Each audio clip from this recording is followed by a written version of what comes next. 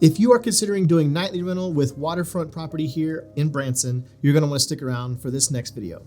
Coming up.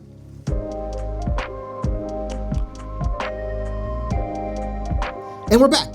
Hey, thanks for watching, you guys. I'm Jason with Greater Nixa Homes, and on this channel, we talk about all things real estate from Nixa down to Branson. So if you're new here, consider subscribing. If you've been watching this channel for any period of time, you know that we specialize in nightly rental investments here, specifically in Branson. It's one of my passions and something that I'm highly trained in. Our firm, Worley & Associates, collectively, we sell a lot of nightly rentals here in the Tri-Lakes area. So I just wanted to share with you some key info, especially when it comes to lakefront properties, the different restrictions that are in place when it comes to nightly rental investments. So specifically with waterfront property, if you have a dock, the main thing I want you to know is the slip that is assigned to that dock is assigned to the owner of the home. You cannot just rent out your slip to your nightly rental guests. So you can maybe try to get approval to get your home approved for like zoning for, or get a permit depending on where it's located at for nightly rental usage.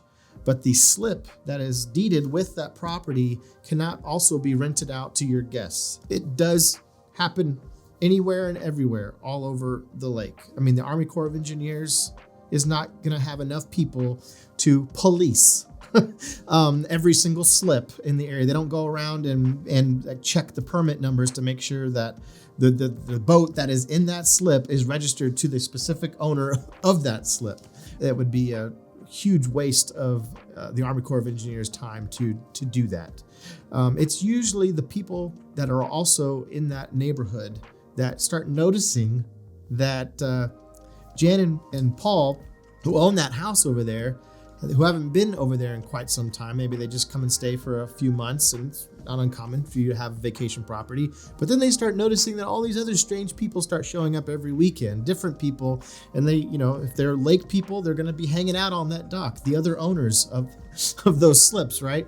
And then they're going to start noticing that there's all these different strangers that show up on the slip. If you're renting it out to all these guests and advertising on VRBO that you can go down and use their slip and just bring their boat and come park it into your slip anytime you want, you know?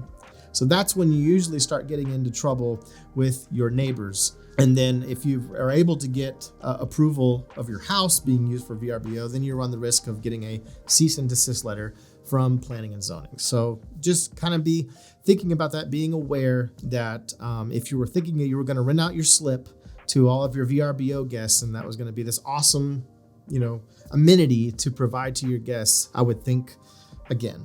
All right, so tip number 2, if you are wanting to do nightly rental and have a dock for your guests to use, then I would try to find an area that is a resort that has like a courtesy dock for all different people that stay at that resort, and you have, you know, kind of a private ownership interest in that courtesy dock right there. They'll probably have to pay a leasing fee per day usage, but then it's available to them. They can bring their boat in. You're not running the risk of getting them kicked off the dock by neighbors, you know, and then ultimately giving you a bad review when they leave because they were under the impression they were going to be able to use that dock in case A that we talked about before. That would be my suggestion. There's just not a whole lot of areas in our Table Rock Lake shoreline area that really are conducive for that A, allow nightly rental, and B, will have, you know, plenty of dock space, you know, to be able to allow everybody to be able to do that. If you'd like a list of areas that I would recommend you start, feel free to reach out to me. All my contact information is right down in the description below. That's really going to wrap it up for this video. If you would like more information about owning waterfront property in general, I've got a video that we just put out, and I'll put a link for it right up here in the corner for you, all right?